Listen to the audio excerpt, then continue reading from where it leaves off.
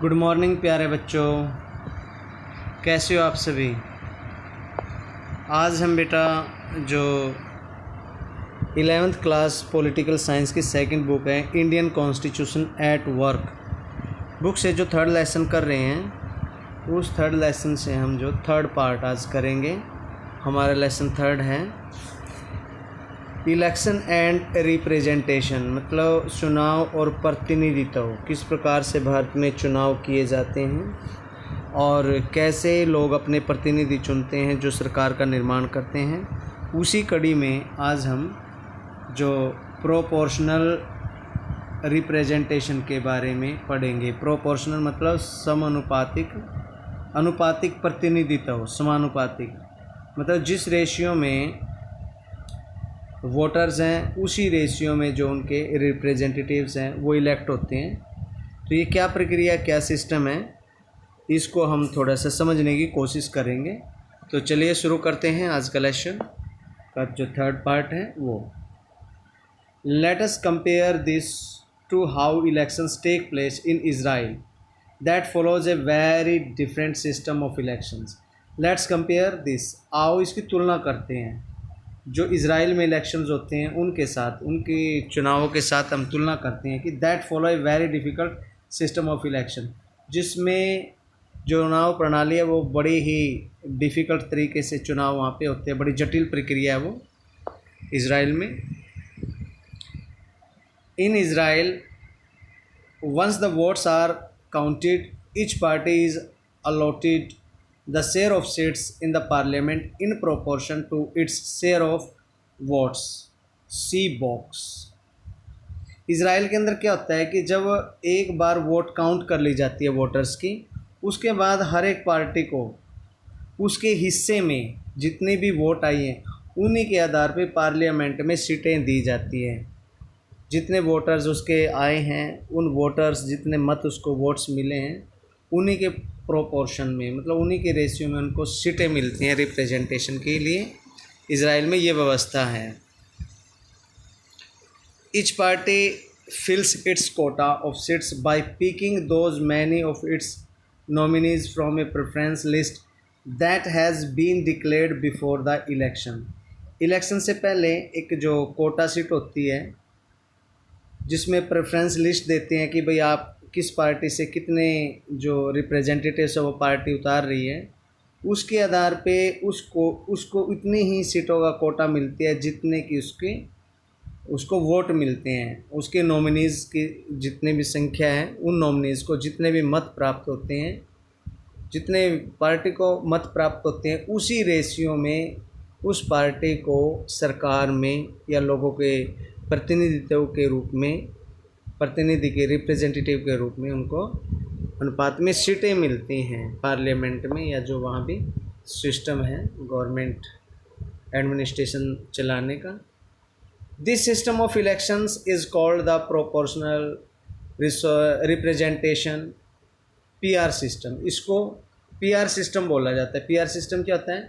Proportional representation, मतलब समानुपातिक प्रतिनिधित्व के आधार पे उनको वोट मिलते हैं। तो इसको, इस सिस्टम को, इलेक्शन को क्या बोलते हैं?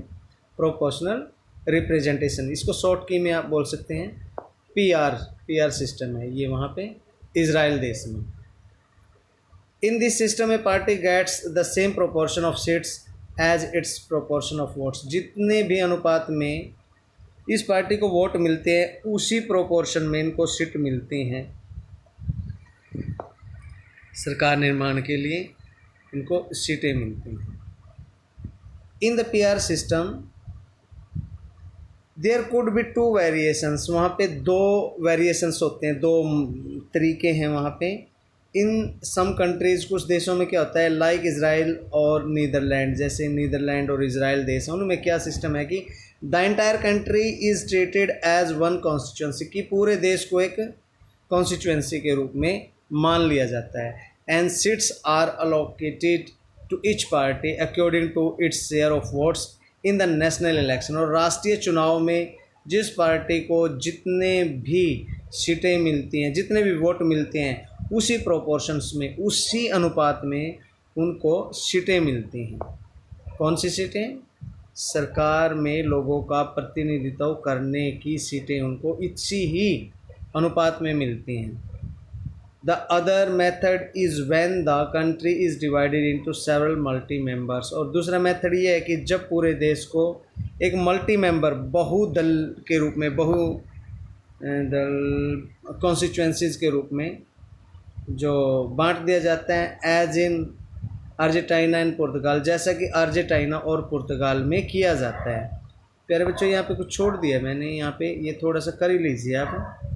ये कार्टून दिया गया है, कई बार इंपॉर्टेंट चीज़ें होती हैं, इनको स्किप नहीं करना चाहिए। मैं पहले भी आपको बता चुका हूँ ये बातें, इनको पढ़ना चाहिए।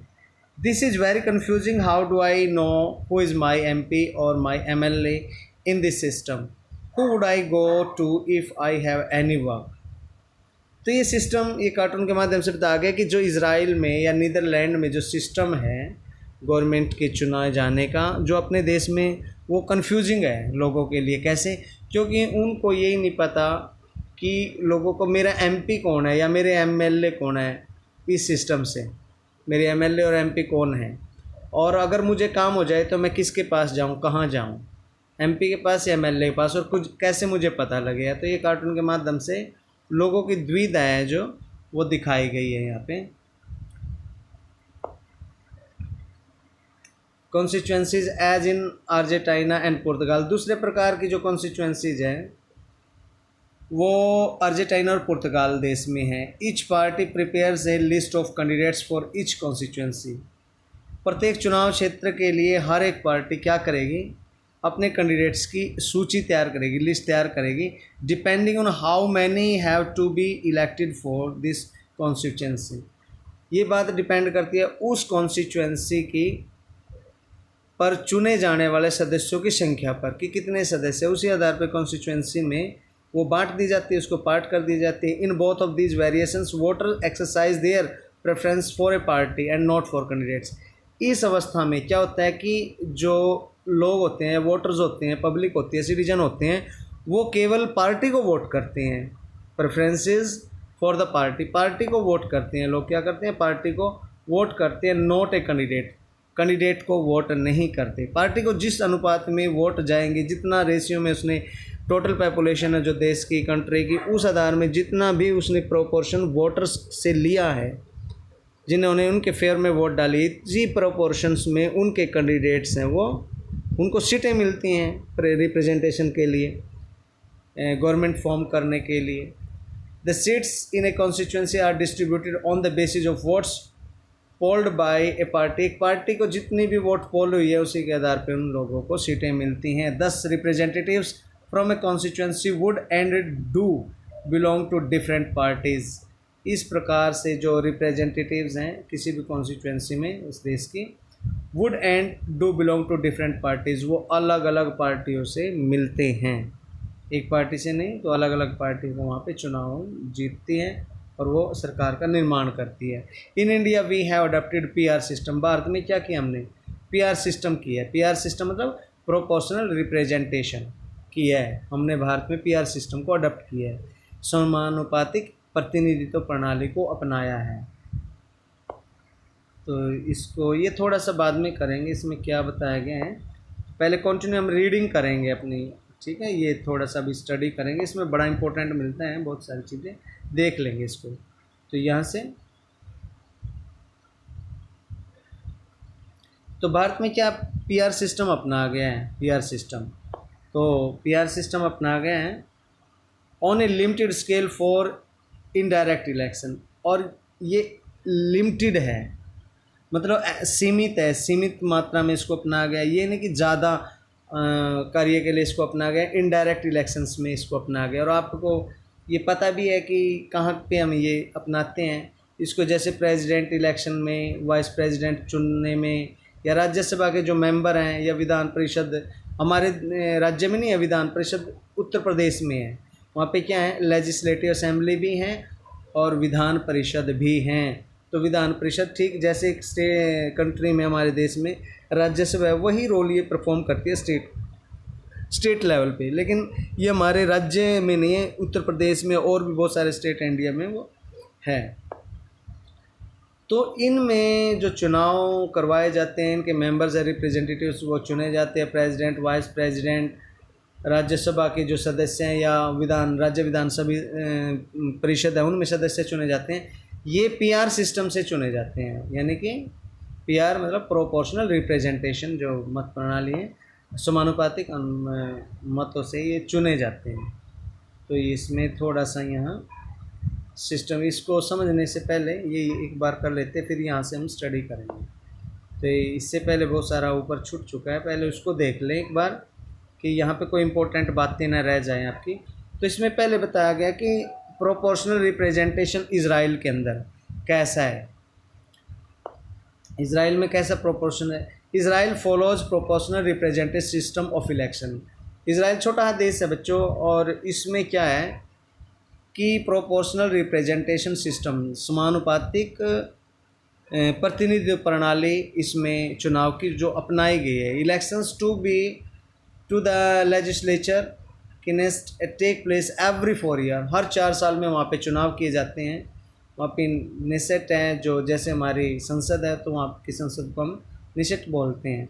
तो हर 4 साल में वहाँ पे इलेक्शन होते हैं, उसमें रिप्रेजेंटेटिव्स जनता के चुने जाते हैं और पीआर सिस्टम से चुने जाते हैं, यानी प्रोपोर्शनल रिप्रेजेंटेशन से। डायरेक्ट उनको वोटिंग नहीं करते, डायरेक्ट वोट की जिसको व्यक्ति को, जिस मेंबर को, कैंडिडेट को जो ज़्यादा वोट्स मिले हैं वो जीत गया, ऐसा नहीं है। वहाँ पे हर एक नागरिक के जो भूभाग पे कोई निश्चित जनसंख्या में नागरिक रहते हैं, उनके मतों का मूल्य निकाला जाता है, और फिर देश की टोटल जो पॉपुलेशन है, जनसंख्या है जितनी, उसमें वोट है, उनका जो मूल्य निकाला जाता है कि इस रेशियो में वोट है और इस रेशियो में इतने लोगों की वोट इनको पार्टी को मिली है, तो इतनी सीटें इस पार्टी को मिलनी चाहिए। इस तरीके का होता है पीआर सिस्टम। और जबकि डायरेक्ट सिस्टम में क्या होता है, डायरेक्ट सिस्टम जो इलेक्शन होता है उसमें हम वोट डालते हैं एक जगह से। मान लीजिए 10 कैंडिडेट खड़े हैं और हमारे पास 100 वोट्स हैं, तो मान लीजिए सभी को, किसी को 7 8 9 3 मिली और एक को उनमें से 10 मिल गई, तो सभी में जिसको भी 10 वोट मिली हैं और बाकी को कम मिली हैं, तो वो 10 जिसको मिली हैं वो वहाँ पे अपनी जीत को दर्ज कराता है, ऐसा माना जाता है जो डायरेक्ट इलेक्शन में। लेकिन इजराइल में ऐसा नहीं है, वहाँ पे मतों का मूल्य निकाला जाता है। A party gets seats in the legislative in proportion to the votes polled by it. यही बात इसमें कही है बार बार। This allows even smaller parties with very small support base to get representation in the legislature. और इस वजह से जो छोटी से छोटी पार्टी होती है उसको भी प्रतिनिधित्व तो मिल जाता है लेजिस्लेचर में, विधान पालिका में। A party must get a minimum of 1.5% votes in order to be eligible to get seats in the legislature. Legislature में सीटें प्राप्त करने के लिए एक पार्टी को, कि चाहे वो कितनी भी छोटी क्यों ना हो या बड़ी क्यों ना हो, कम से कम उसको 1.5% वोट्स हैं वो टोटल जो कैंडिडेट से मिलना ज़रूरी है, जो वोटर से मिलना ज़रूरी है इजराइल में। तो ये सिस्टम है। This often leads to a multi party coalition government. तो इस तरीके से मल्टी पार्टी जो कोलिशन गवर्नमेंट है, इस तरीके से वो फॉर्म होती है वहाँ पे। मल्टी कोलिशन मतलब एक इस तरीके से जहाँ पे मतलब बहुदल पार्टी कह सकते हैं आप, कि अगर ऐसा होगा तो बहुदलीय गठबंधन की सरकारें बने, मतलब बहुत सारे दलों के इकट्ठे कोलिशन करेंगे और इस तरीके से गवर्नमेंट है वो बहुदलीय सरकार है। यानी कि एक दल की सरकार नहीं होती, 3-4 दलों को इकट्ठी मिलके जो जिनको मत मिले हैं, जिनकी रिप्रेजेंटेशन जितनी ज़्यादा है, उसी आधार पे वहाँ पे उनको सीटें मिलती हैं। तो यहाँ पे पार्टी है कुछ, जो पहले का इलेक्शन दिखा गए पार्टीज़ के नेम है, प्यारे बच्चे इनको पढ़ के देख लेना, इनको कितनी सीटें मिली हैं। यहाँ पे शेयर ऑफ सीट यहाँ पे शो नहीं किया गया, शेयर ऑफ वोट्स शो नहीं किया गया। तो इस तरीके से इजराइल का ये सिस्टम है। ये चीज़ हम पढ़ चुके हैं, अभी हमने पढ़ी थी। इसके लिमिटेड स्केल में the constitution prescribe a third and complex variation of the PR system for the election of president, vice president and for the election to Rajya Sabha and Vidhan Parishad. ये आप कर चुके हो। Comparison of FP, TP and PR system of election. FPTP और जो PR system है उसके बीच में तुलना, ठीक है। तो comparison of FPTP and PR system, एक तो है समानुपातिक जो प्रतिनिधित्व और एक जो सर्वाधिक वोट जिस पार्टी को प्राप्त होते हैं, जिस सदस्य को प्राप्त होते हैं वो अपनी जीत अर्जित कराता है। तो दोनों में तुलना, यहाँ पे क्या है एफपीटीपी, जिसको ज़्यादा मत मिले वो विजेता, और यहाँ पे क्या है समानुपातिक जो प्रतिनिधित्व है वो यहाँ पे दिखाया गया है, दोनों में कंपैरिजन। तो फर्स्ट पॉइंट यहाँ पे है, फर्स्ट पॉइंट यहाँ पे है, दोनों कंपेयर किया गया है। The country is divided into small geographical units called constituencies और डिस्ट्रिक्ट। पूरे देश को भूगोलिक क्षेत्र पर बांट दिया जाता है, उसको आप कॉन्स्टिट्यूएंसीज के लिए कह लीजिए, निर्वाचन क्षेत्र कह लीजिए, या उसको डिस्ट्रिक्ट बोल दीजिए, ठीक है, जिला बोल दीजिए। और इधर क्या होते हैं कि large geographical area are demarcated as constituencies. The entire country may be a single constituency. किसी बड़े भौगोलिक क्षेत्र को एक निर्वाचन क्षेत्र मान लिया जाता है और पूरा पूरा देश है एक निर्वाचन क्षेत्र में गिना जाता है। सेकंड जो पॉइंट है, every constituency elects one representative. हर निर्वाचन क्षेत्र से केवल एक ही प्रतिनिधि चुना जाता है, और इधर मोर देन वन रिप्रेजेंटेटिव में be elected from one constituency. एक निर्वाचन क्षेत्र से, वन कॉन्स्टिट्यूएंसी से एक से ज़्यादा कई प्रतिनिधि चुने जा सकते हैं। Voter votes for a candidate, voter एक मतदाता प्रत्याशी को वोट देता है, कैंडिडेट को, जो प्रत्याशी है वहाँ पे उम्मीदवार है उसको वोट देता है। और यहाँ पे voters votes for the party, और वोटर यहाँ पे पूरी पार्टी को वोट देता है। यहाँ पे किसको, कैंडिडेट को मिलती हैं, जिसमें सर्वाधिक वोट पाने वाले को जीत मिलती है। और यहाँ पे समानुपातिक जो प्रतिनिधित्व होता है, प्रोपोर्शनल रिप्रेजेंटेशन होता है, उसमें पार्टी को प्रेफर किया जाता है कि किस पार्टी को वोट ज़्यादा मिली है, उसी हिसाब से उस पार्टी को फिर वहाँ पे रिप्रेजेंटेशन में पार्टिसिपेशन मिलता है कि कितनी सीटें उसको दी जानी चाहिए इस रेशियो में। A party may get more seats than votes in the legislature. Legislature में जितनी भी पार्टी को प्राप्त वोट हैं उनके अनुपात से अधिक या कम सीटें उस विधायिका में, उस लेजिस्लेचर में पार्टी को मिल जाती हैं। और यहाँ पे every party get seats in the legislature in proportion to the percentage of votes that it gets. हर पार्टी को जितने भी मत प्राप्त हुए उसी अनुपात में लेजिस्लेचर में सीटें हासिल होती हैं। नेक्स्ट पॉइंट यहाँ पे कंपैरिजन में, candidate who wins the election may not get majority 50% + 1 votes. और यहाँ पे candidates who wins the elections get majority of votes. इसमें कहा गया है कि अगर विजयी हो गया उम्मीदवार, ये ज़रूरी नहीं है कि उसको वोटों का बहुमत 50% से ऊपर मिले, कि टोटल वोट का 50% मिले, नहीं भाई, कोई ज़रूरी नहीं है। और यहाँ पे जो विजयी कैंडिडेट हैं उसको वोटों का बहुमत हासिल होना बड़ा ज़रूरी है पीआर में। और एग्जाम्पल यूके इंडिया, इसके यूके और इंडिया, यूनाइटेड किंगडम यानी ब्रिटेन, लंदन जिस राजधानी है, वो देश अंग्रेज़ों का देश। और भारत में यही है कि जिसको ज़्यादा वोट मिलते हैं उसी को पार्टी में जीत मिलती है और वही गवर्नमेंट फॉर्म करता है। लेकिन यहाँ पे क्या है एग्जाम्पल, वो इज़राइल और नीदरलैंड देश है, छोटे देश हैं, बड़े आराम से ये चीज़ हो जाती है। तो प्यारे बच्चों, उम्मीद करता हूँ आपके समझ में आया होगा। यहाँ पे अगर कोई दिक्कत आती है तो ज़रूर मेरे को बताएंगे। तो यहाँ पे how does a PR work in Rajya Sabha election. Rajya Sabha का जो इलेक्शन होता है उसमें पीआर यानी प्रोपोर्शनल रिप्रेजेंटेशन है, वो किस प्रकार से काम करता है। A third variant of PR, the single transferable vote system STV is followed for Rajya Sabha elections. जो समानुपात का प्रतिनिधित्व का एक जो तीसरा रूप है जो भारत में राज्यसभा के चुनाव में देखने को मिलता है, यह है जो वो है हमारा सिंगल ट्रांसफरेबल वोट सिस्टम। ये हमारी राज्यसभा में देखने को मिलता है। Every state has a specific quota of seats in Rajya Sabha. हर राज्य को, भारत के हर राज्य को राज्यसभा में, जो देश की राज्यसभा है, संसद का जो दूसरा हिस्सा है, एक लोकसभा और दूसरा राज्यसभा। राज्यसभा जो है पूरे देश को इसमें बराबर समानुपातिक जो सीटों के आधार पे निश्चित कोटा प्राप्त होता है। हरियाणा से कितने जाते हैं? Total 10 candidate. और लेजिस्लेचर असेंबली के कितने हमारे यहाँ? टोटल 90 कैंडिडेट MLA चुने जाते हैं और उनमें से 10 राज्यसभा के लिए भेजे जाते हैं। 10 या 2 भेजे जाते हैं। 10 तो हमारे विधानसभा से चले जाते हैं और 2 राज्यसभा के लिए जाते हैं। बच्चे प्यारे ध्यान रखें इस चीज़ को, गलती ना हो जाए इसमें। तो the voters are the MLA in the state. The voters are the MLA in the state. Voter कौन होते हैं इसमें? PR सिस्टम में। PR सिस्टम में राज्य विधानसभा के जो MLA हैं, विधायक हैं, वो वोटर होते हैं, वही वोट डालते हैं। वो जनता के प्रतिनिधित्व होते हैं और उनकी वोटों का जो प्रतिनिधित्व है, उनकी वोटों का मूल्य निकाला जाता है जिस प्रोपोर्शन से वो जीत कर आए हैं, और इस आधार पे फिर वो राज्यसभा के सदस्य चुने जाते हैं। Every voter is required to rank candidates according to her and her preference. अपनी प्रेफरेंस के माध्यम से उस हर एक प्रत्याशी को अपनी पसंद के अनुसार ही एक क्रम में मत मिलता है। To be declared the winner a candidate must secure a minimum quota of votes.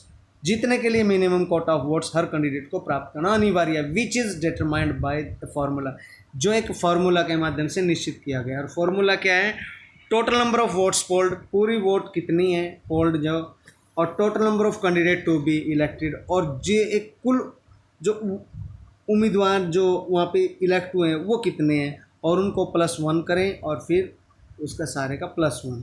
For example, अगर if 4 Rajya Sabha members have to be elected by 200 MLAs, अगर 200 MLA के द्वारा 4 राज्यसभा के सदस्य चुने जाने हैं, जैसे कोई राजस्थान में लगा लिए एग्जाम्पल के रूप में, the winner would require 200/4 + 1 = 40 + 1, 41 votes उसको चाहिए। यानी 200 में से कितने चाहिए उसको? 4 चाहिए, ठीक है। 4 + 1 5 हो गया, तो 5 4 0 यानी कि 40 हो गया, और जीतने के लिए कितना 1 ज़्यादा, और तो 41 जो उसमें वोट्स उसको टोटल चाहिएंगे। When the votes are counted it is done on the basis of the first preference vote second secured by each candidate. जब वोटों को गिना जाता है, जब मतगणना होता है, तब उम्मीदवारों को पहली वरीयता या श्रेष्ठता के आधार पर वोटों को गिना जाता है। तो जब वोटों को गिना जाता है, गणना के बाद जितने भी कैंडिडेट हैं, उनकी जो डिजायरेबल कैंडिडेट हैं, वांछित सदस्य हैं, उनकी कोटा अगर वो प्राप्त नहीं करते तो दोबारा फिर उनका इलेक्शन फिर होता है। Of which candidate has to secure the first preference votes if after the counting of all the preferences vote required number of candidate fail to fulfill the quota, the candidate who secured the lowest votes of first preference is eliminated and his her votes are transferred to those who are mentioned as second preferences on those ballot papers. This process continues till the required number of candidates are declared elected। जब तक जो candidate है वो elect नहीं हो जाते तब तक ये प्रोसेस है बार बार दोहराई जाती है। इसके बाद है बेटा, why did India adopt the FPTP system. सर्वाधिक वोट और से जीत वाली जो सिस्टम है, प्रणाली है, वो भारत ने क्यों अपनाई? ये बड़ी सिंपल थी बेटा बात सी, कि भारत के लोग अनपढ़ थे उस समय, कोई इस चीज़ में दो राय नहीं है। भारत के लोग ज्ञानी थे, इनको इतना पता नहीं था। एक सीधी सीधी बात इनको पता थी कि जिसको ज़्यादा वोट मिलेंगे वो जीतेगा। मान लीजिए 100 वोट्स हैं और वहाँ पे सदस्य हैं 5, तो कितनी वोट चाहिए? एक को जीतने के लिए 20 चाहिए, 10 चाहिए, 30 चाहिए, 40 चाहिए, 5 चाहिए। बोल लें तो इनमें से 20, 30, 40 कोई मायने नहीं करता। अगर मान लीजिए टोटल नंबर ऑफ वोट्स 100 है तो किसी को 25 मिल गए, किसी को 20 मिल गए, किसी को 22 मिल गए, किसी को 24 मिल गए। और इस तरीके से अगर जब तक टोटल नहीं होता उनका, तो मान लीजिए 3 5 7 3 5 3 5 3 5 8 8 and 1 8 and 1 8 and 1 9। तो इसमें क्या है, 25 वोट जिसको मिले हैं टोटल, मान लीजिए किसी को 25, किसी को 22, किसी को 20, किसी को 24, किसी को 29, तो सबसे ज़्यादा वोट 25 मिले हैं। तो यही इसमें जो मान लेते हैं भाई ये विजेता हैं। लेकिन ये बात अलग है कि अगर ये 25 मत प्राप्त करके 100 में से जीत गया तो 75 तो इसके अंगेंस्ट हैं कि नहीं, अंगेंस्ट इसके विरुद्ध पड़े हैं, लेकिन फिर भी ये 25 से जीत रहा है। ये सिस्टम हमारे लोगों को समझ में आता था उस समय जब आज़ादी आई, तो इनको ये पता था कि भाई जिसको ज़्यादा मिले वोट वो जीत जाएगा, भले इसके अंगेंस्ट है जो अदर कैंडिडेट्स हैं उनको टोटल वोट्स 75 मिले जो कि इससे अलग हैं। ठीक है, 75 तो वैसे अंगेंस्ट है ना इसके, ये चीज़ समझने वाली है। तो एफपीटी सिस्टम का मतलब होता है सर्वाधिक वोट से जीत प्राप्त करने वाला, उसको हमारे देश में इस सिस्टम को अपनाया गया है। The answer is not very difficult to guess. If you have carefully read the box explaining the Rajya Sabha elections, you would have noticed that it is a complicated system which may work in a small country. इस प्रश्न का उत्तर का अनुमान लगाना ज़्यादा मुश्किल नहीं है। अगर आपने ऊपर बॉक्स में देखा है राज्यसभा के चुनाव प्रक्रिया के बारे में आपने पढ़ा होगा तो आपको समझ में आ जाएगी यह प्रक्रिया मुश्किल नहीं है। ये तो किसी ऐसी जटिल प्रक्रिया है जो किसी छोटे से देश में तो लागू हो सकती हैं लेकिन हमारे जैसे देश में नहीं। The reason for the popularity and success of FPT system is the its simplicity. इसका मतलब ये था लागू होने का कि ये बड़ा सिंपल सा नियम था, बड़ा सिंपल सी प्रणाली सिस्टम था और लोग इसको समझते थे। The entire election system is extremely simple to understand even for common voters who may have no specialised knowledge about politics and elections. ये लोगों के लिए समझना मुश्किल नहीं था जिनकी नॉलेज बिल्कुल पॉलिटिक्स के बारे में बड़ी सिंपल थी, इलेक्शंस के बारे में सिंपल थी। सिंपल से सिंपल लोगों को ये सिस्टम समझ में आ जाता भी जिसको ज़्यादा वोट मिली वही विजेता है। और ये हमने अकेले भारतीय नहीं बल्कि यूके, यूनाइटेड किंगडम, ब्रिटेन ने भी इसको अपना रखा है इस सिस्टम को ही। There is also a clear choice presented to the votes at the time of elections. Election के समय में जितने भी वोट मिली हैं there is also a clear choice, उसमें एक चॉइस भी होती है। Voters have to simplify endorse a candidate और a party while voting. Candidate के पास वहाँ पे उसके पास एक राय होती है कि वो किस पार्टी को वोट दे, किस पार्टी को जिताए, किस कैंडिडेट को जिताए या न जिताए, ये उसकी अपनी मर्जी है। Depending on the nature of the actual politics, और जो एक्चुअल वहाँ पे पॉलिटिक्स है, नीति है, उसके ऊपर ये बात डिपेंड करती है। Voter may either give great importance to the party or to the candidate or balance the to.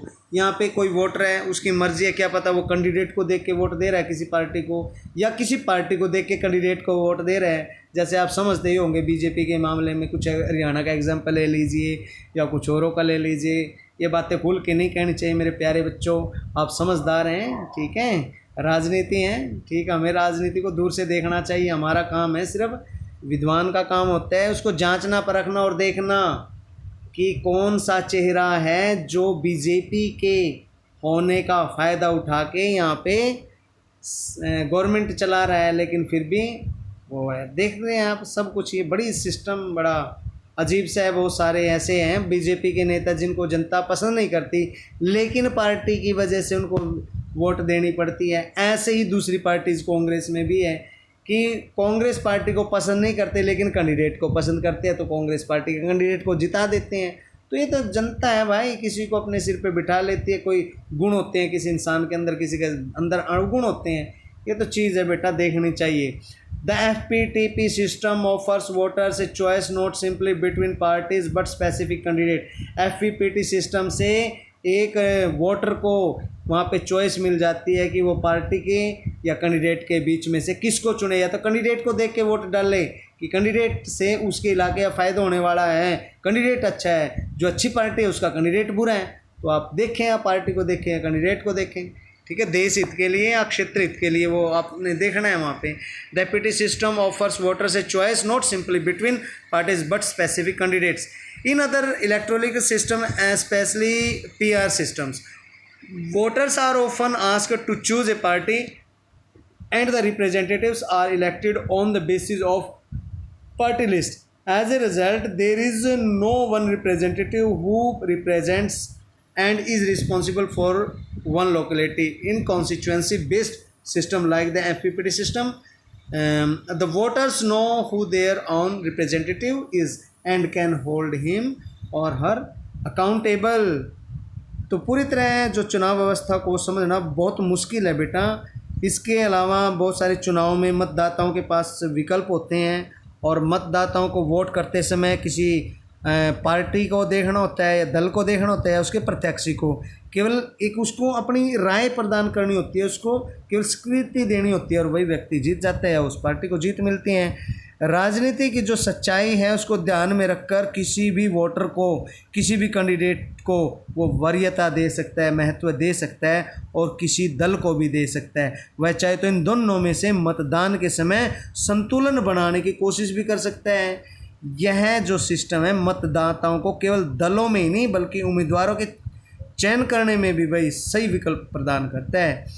चुनाव व्यवस्था में अगर देखें तो जो ये पीआर सिस्टम है, समानुपातिक प्रतिनिधित्व सिस्टम है, प्रणाली है, इसमें भी वोटर्स किसी न किसी एक दल को चुनने का विकल्प तो देते हैं, लेकिन वहाँ पे जो कैंडिडेट हैं उसका चयन, उसका इलेक्शन पार्टी के द्वारा जारी की गई सूची के अनुसार होता है। इस प्रकार किसी क्षेत्र विशेष का प्रतिनिधित्व करने, उसको रिप्रेजेंट करने वाला उसके प्रति रिस्पॉन्सिबल होता है। कोई एक प्रतिनिधि होता है जो दूसरा वो गैर जिम्मेदाराना भी हो सकता है। लेकिन जो सर्वाधिक वोट से जीत करने वाली व्यवस्था पर आधारित निर्वाचन क्षेत्र हैं, इसमें मतदाताओं के प्रति उनके प्रतिनिधियों को हर तरीके से उत्तरदायी ठहराया जा सकता है।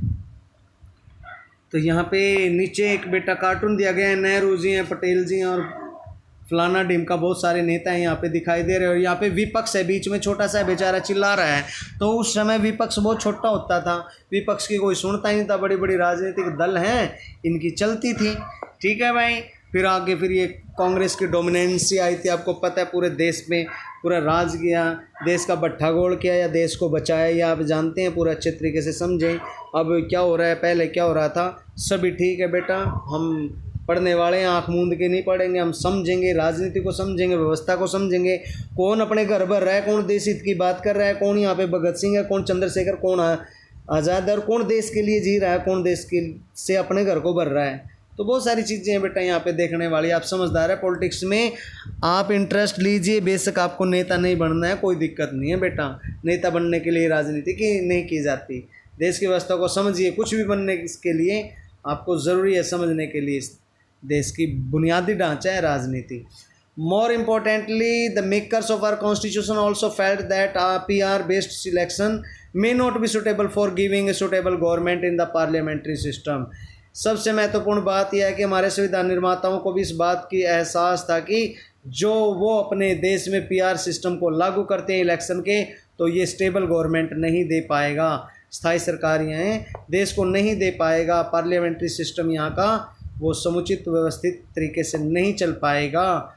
और इस we shall study the nature of the parliamentary system of executive in the next chapter. अगले चैप्टर में हम पार्लियामेंट्री सिस्टम को पढ़ेंगे, देश की संसद प्रणाली को, हमारी सरकार कैसे चुनी जाती है, कैसे बनती है, सब पढ़ेंगे। This system requires that the executive has majority in the legislature.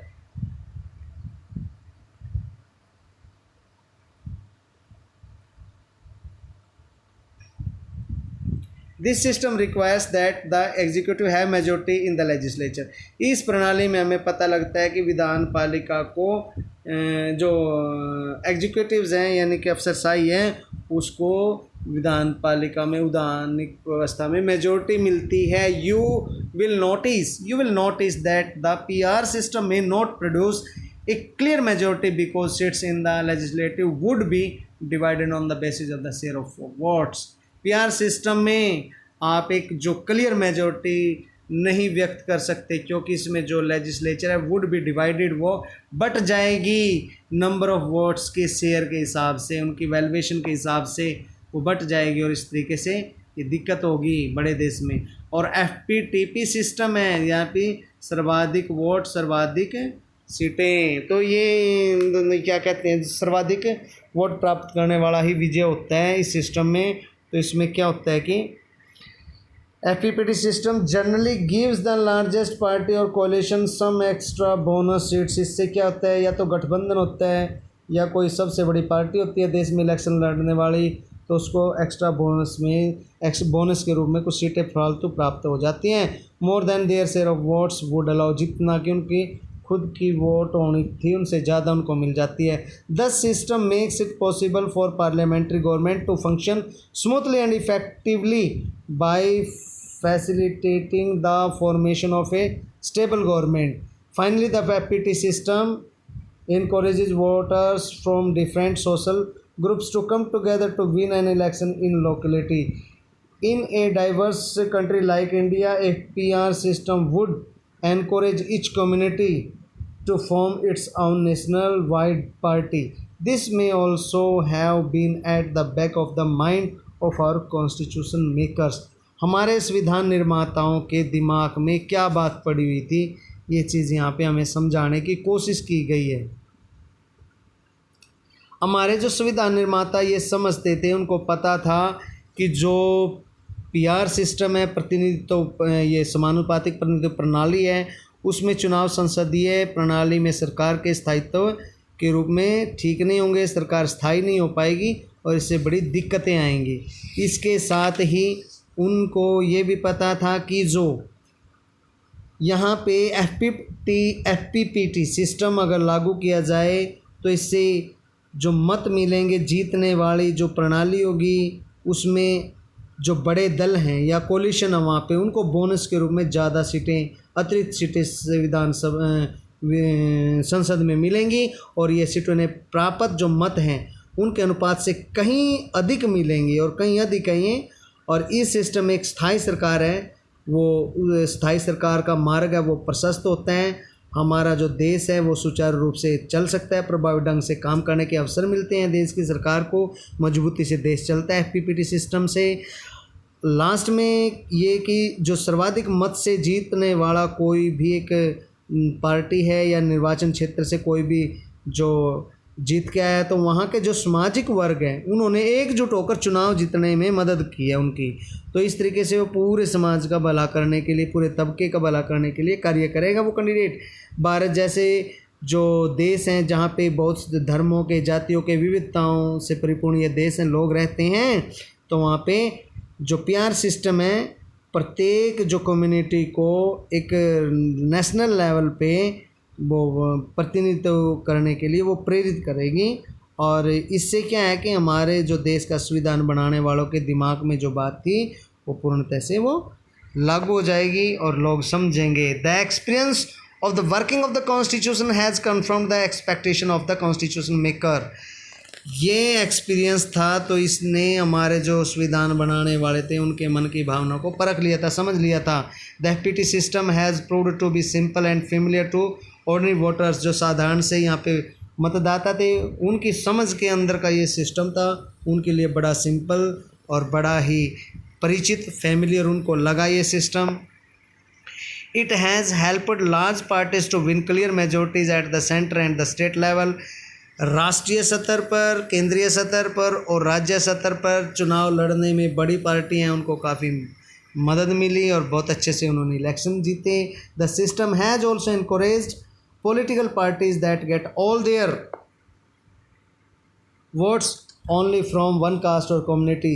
इससे क्या है कि ऐसी जो पार्टियां हैं जो केवल एक कास्ट से ही जिनको मत प्राप्त होते हैं उनके लिए केंद्र और राज्यों में जो बड़े दल हैं उनको स्पष्ट बहुमत मिला।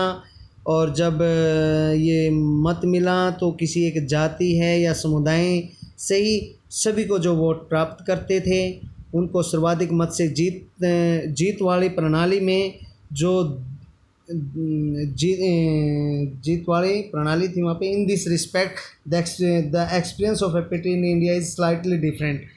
इससे थोड़ा सा पहले क्या है, this means that there are two major competitors. ये यहाँ से थोड़ा votes for only from one caste and community, कि उनको एक कम्युनिटी से, जाति से, समुदाय से वोट मिले, ये ऐसा नहीं है। Normally the working of the FPT system results in a two party system.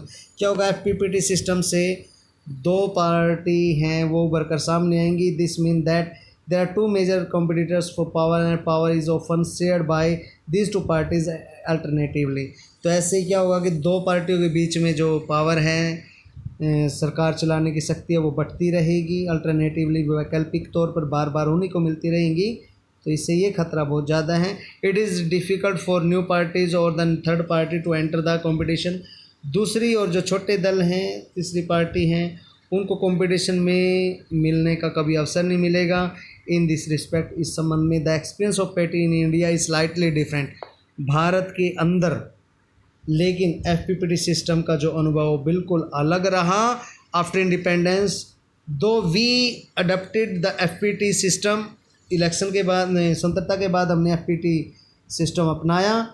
There emerged a long one party dominance and along with it the exist many smaller parties। तो काफ़ी लंबे समय तक एक ही पार्टी का रूल रहा, Congress party का rule रहा, और 1989 में India is witnessing the functioning of the multi parties collisions. और 1989 में बहुत सारी पार्टियां उन्होंने मिलकर कोलिशन किया, बहुदल प्रणाली बनाई और फिर मिलकर चुनाव लड़े। इस तरीके से देश को बुद्धू बनाया, कहने का मतलब पूरे देश पे अपना शासन चलाया, ठीक है। At the same time gradually in many states two party competition is emerging. इसी समय पे धीरे धीरे कई राज्यों में टू पार्टी कंपटीशन है, ये चल रहा है। दो ही पार्टियों में वहाँ पे चुनाव होते हैं, वही जीतते हैं वही हारते हैं, और तीसरी पार्टी को वहाँ पे जगह नहीं मिलती। बहुत सारे राज्यों में ऐसा होता है, देख लीजिए आप। यहाँ पे भी इंडिया में भी क्या है, दो ही हैं, बीजेपी और कांग्रेस, बस इन्हीं के बीच में थर्ड पार्टी आम आदमी पार्टी। आम तो आम ही है, फिर आम ठीक है, आम के आम गुठलियों के दाम है, वो तो कुछ भी नहीं है बेटा। But the distinguishing feature of India's party system is that the rise of coalition has made it possible for new and smaller parties to enter into electoral competition in spite of FPPT system। तो इससे क्या है कि 1989 के बाद भारत में बहुदलीय गठबंधनों की कार्यप्रणाली को देखा जाता है। इसके साथ ही अनेक राज्यों में धीरे धीरे दो दलों की प्रणाली उभरने लगी, हमारे देश में दो राज्यों में। लेकिन भारतीय दलीय प्रणाली की सबसे बड़ी विशेषता ये निकली कि गठबंधन सरकारों के आने से नए और छोटे दल थे, उनमें जो सबसे ज़्यादा मत जीत प्राप्त करने वाली होने के बावजूद तो जो चुनाव प्रतियोगिता में प्रवेश लेने का सभी को मौका मिला। तो उम्मीद करता हूँ बच्चों ये चैप्टर आपके समझ में आया होगा। यहाँ तक ये जो थर्ड पार्ट मैंने अभी किया है, कल हम करेंगे जो वो reservation of constituencies, reservation of constituencies.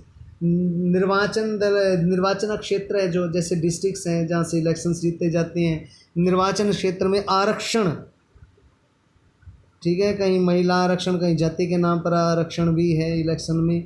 तो कल को हम आरक्षण के बारे में पढ़ेंगे कि किस प्रकार से निर्वाचन क्षेत्रों का आरक्षण है वो मिला है, तो किस प्रकार से उम्मीदवार है जिसको ज़्यादा वोट मिलते हैं वो जीता हुआ माना जाता है, और जो छोटे छोटे सामाजिक समूह हैं वो किस प्रकार से इसमें भागीदार बने। छोटी छोटी जातियां हैं, हमारे यहाँ जो जाति आधारित जो भेदभाव का जो इतिहास रहा है उसने एक सामाजिक व्यवस्था बनाई है।